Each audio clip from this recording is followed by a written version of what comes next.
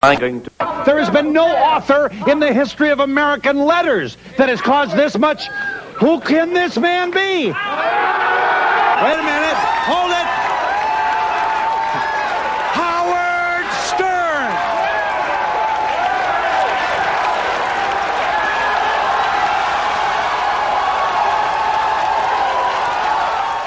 Howard Stern has made himself America's latest publishing phenomenon.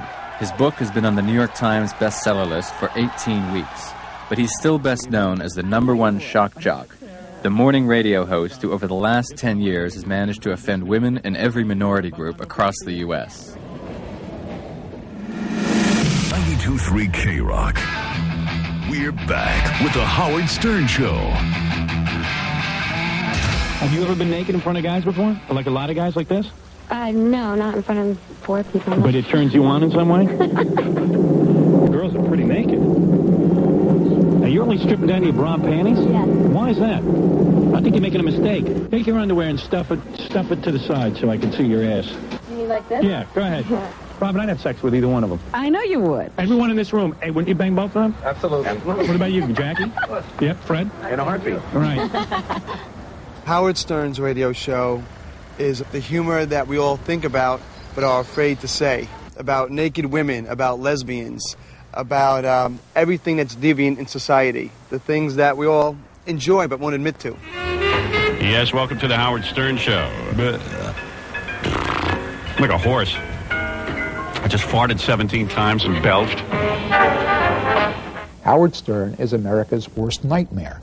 He's white trash with money and a microphone.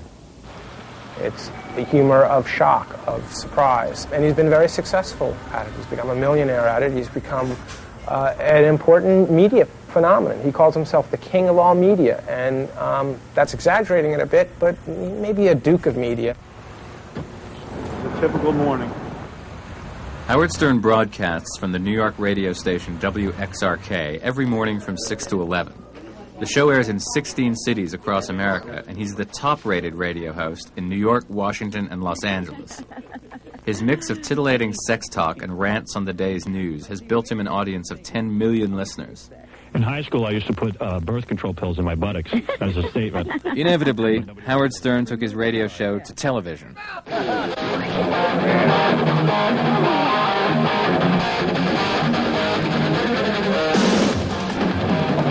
Good.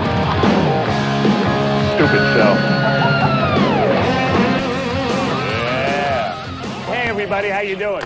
Once again, going where no human needs to go. What a disgusting show this is, and we are going to get ratings. Ooh. Live from fucking Newark, the carjacking capital of the world. His latest bid for big ratings was the Howard Stern New Year's Eve pageant. 400,000 viewers paid $40 each to watch the 2-hour show on one of America's pay-per-view TV channels. Yes, we're here. Everything you adore, who will be this 1994 naked girl? It won't be a bore. We've got vagina. And now, please welcome Mr. Howard Stern.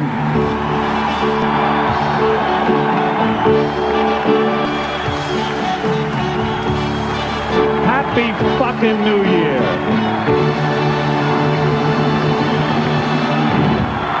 Hey, how does it feel? $40 to watch me take a dump. The show was classic Stern, with a parade of mostly naked women competing in a mock beauty pageant, and appearances by tabloid stars like John Wayne Bobbitt, the man made famous when his wife severed his penis. Stand up and show the world your penis. Let's see what it looks like. Do it, John. Now. Right now, I'll hand it to you. $10,000 cold cash. Oh, man. Stand up and do it now. $10,000. Oh, I can't, Howard. You won't do it. No, I can't. Hey, John Wayne Bobbitt's penis just came to attention. Each pageant contestant had her own freak show specialty act. Next up, it's Kat Halsey, Miss Bugsnatch. Check this out carefully, and you'll see why Kat got in the semifinals.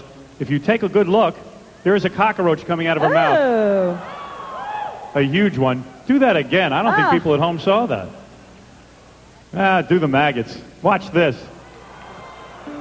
Now, She doesn't actually eat bugs, but she puts them in her mouth. That is a jar of living maggots. Hold them open. Where's she putting them? She's putting them in her panties. And now I want you to pour them. Pour some in your hand and hold it to the camera so people can see those are alive. They're moving. Those are maggots, ladies and gentlemen. Living maggots. She wants $50,000. It was hugely financially successful. I think it made about $16 million. It was one of the most successful, most watched pay-per-view events in the history of cable TV. Probably the single most successful non-sport event. We got some peanut butter. Very talented girl.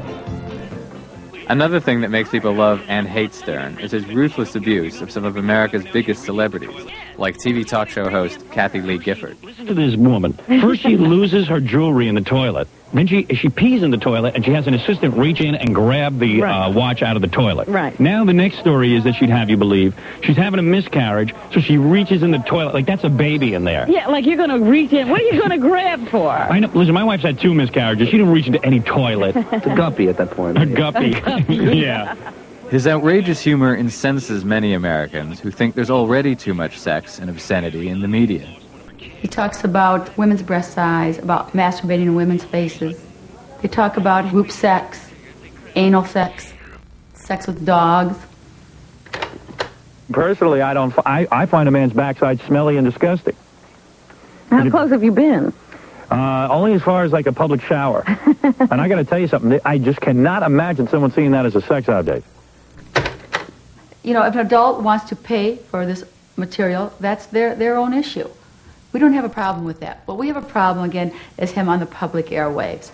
Our fear is that if Howard Stern is not stopped, or at least put into an adult listening hour, is that there's many shock jocks in the country just waiting to see what's happening.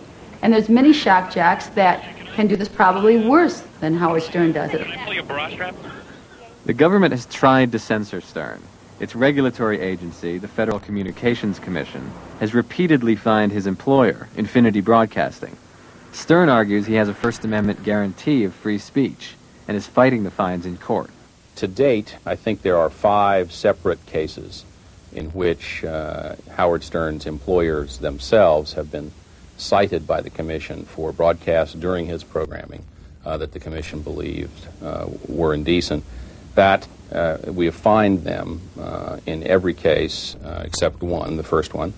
And the total amount, I think, is a little over $1.5 million at this point, none of which has been paid to this point in time. FCC or KGB! So